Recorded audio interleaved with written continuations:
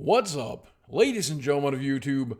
Boogie2988 coming at you live once again through the power of the internet. This is my rambling series. This is my vlogging series in which I talk about myself and life and the universe and everything around me that's particularly interesting to me. And this week I want to talk to you about video games a little bit. I'm going to talk about next week's E3. I want to talk about the status of the channel and the types of videos that I'm uploading. I want to talk a little bit about Reddit. I want to talk a little bit about politics. I want to talk a little bit about my wife. I want to talk about all kinds of stuff. And my wife's birthday and the festivities. I want to talk about Twitch streaming. So this is probably going to be a long one, so buckle in. I think you'll enjoy it if you enjoy these kinds of things. First off, I want to remind you, E3 is next week, and if you don't know what E3 is, if you're a gamer, it's pretty much like pseudo-Christmas, because a lot of really great stuff is going to happen. We're going to see a lot of trailers and a lot of cool information about video games. And this year, YouTube is doing coverage of its own. I believe Jeff Keighley may be helping out because he's the one who told me about it. I'm not entirely sure. But YouTube will be covering E3 right here, and you can watch it on YouTube if you tune in on Monday.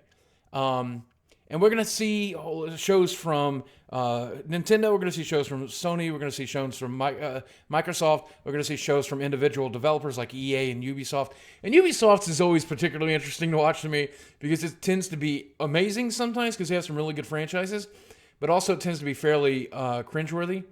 I love it when they use the girl from Archer, and I know she's going to be here again this year. I can't remember her name off the top of my head. I feel so stupid for not being able to remember it.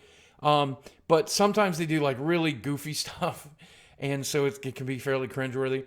But yeah, it should be worth watching, and I hope that you do. I'll be making videos about it all next week, and I'll probably be live streaming a little bit about it on Twitch too, which means I'm kind of taking a 3-day weekend this weekend. We'll get into that for a second to prepare for everything. I'm changing over my sleep schedule, and I'm getting ready for E3.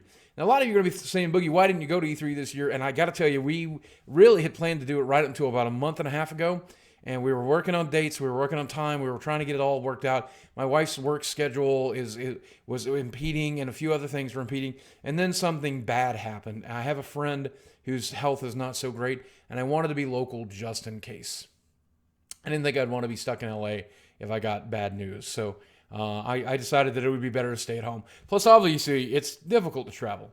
I think I'm going to VidCon this year. I think we have everything booked to go to VidCon this year, even though I'm not there in any official capacity for some reason. I'm still not entirely sure what that was all about. But we definitely got some industry passes. We're definitely going to be at VidCon. And if you're a YouTuber or you're a fan and you want to meet me there, we're definitely going to do something. I'll be spending my birthday at VidCon, which is going to be cool this year. Speaking of birthdays, we just celebrated my wife's birthday, which is super fun. I kind of believe in the birthday week plan. Not just one day, but like the whole week kind of being special. So this weekend, I'm taking my wife out of town for a 3-day weekend. I'm not telling you where, but I will film a little bit so you'll get to see. Last Saturday, we did a surprise party for her.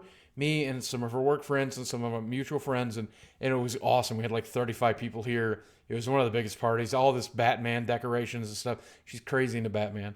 And then we, for Wednesday, which was her birthday, I took her out to dinner, which she really enjoyed.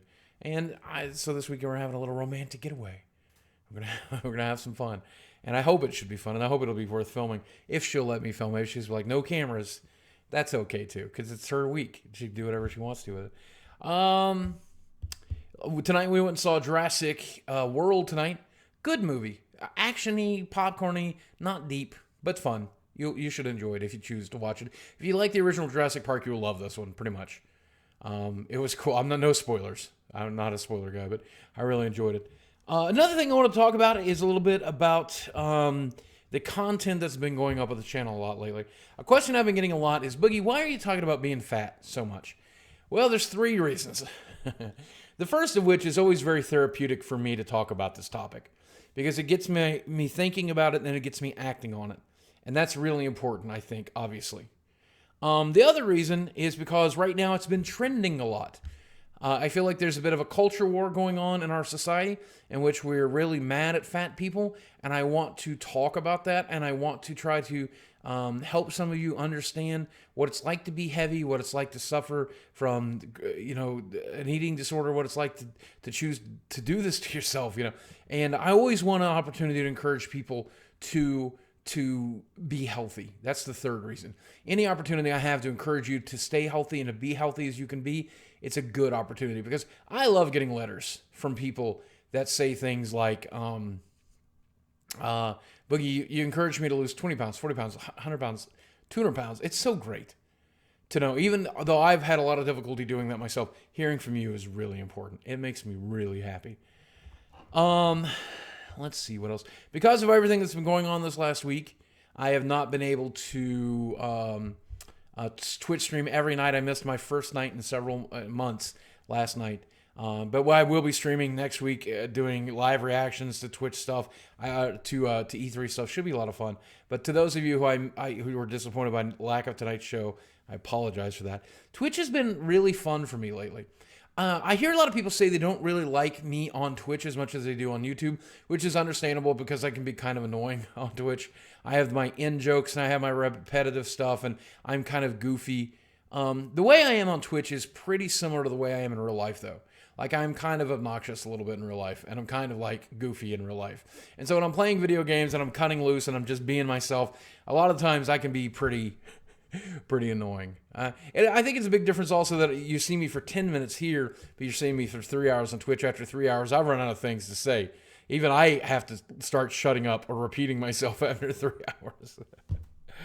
Oh, man, I can talk, though. But yeah, everything else seems to be going fairly well. The channel's doing well. My health is doing okay, all things considered.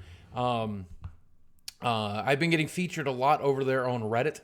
A lot of you guys don't use Reddit, which is fine, but if you do, I do have a subreddit over there. It's Boogie2988. I'd love it if you joined it. A lot of you guys don't use Twitter, but of course, I'm there as well. Plenty of opportunity to follow me.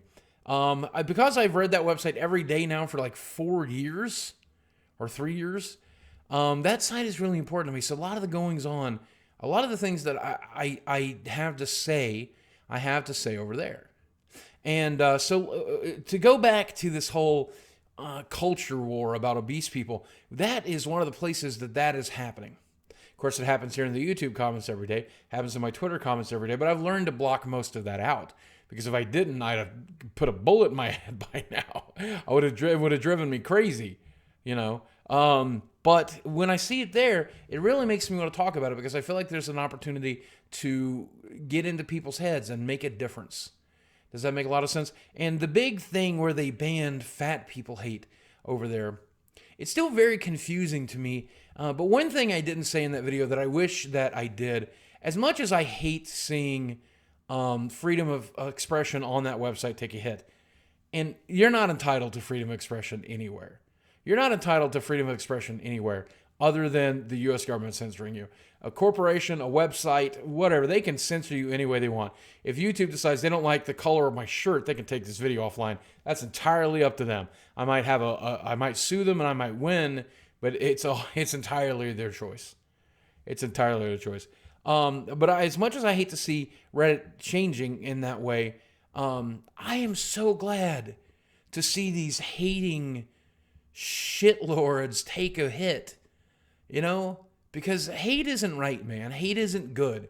Hate isn't good. And I don't care what your particular favorite group is to hate. I don't care if you're white and you hate black people. I don't care if you're black and you hate white people. I don't care if you're straight and you hate gays. If you hate gays, if you're gay and you hate straights. I don't care if you're male and you hate women and you're women and you hate men. I just can't comprehend or understand hatred.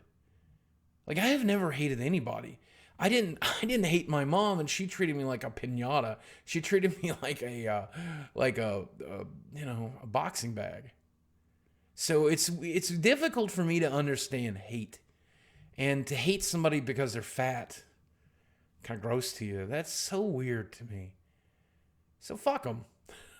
I guess, you know, I want to spend the rest of my life talking to them about it. I want to spend the rest of my life trying to change their minds.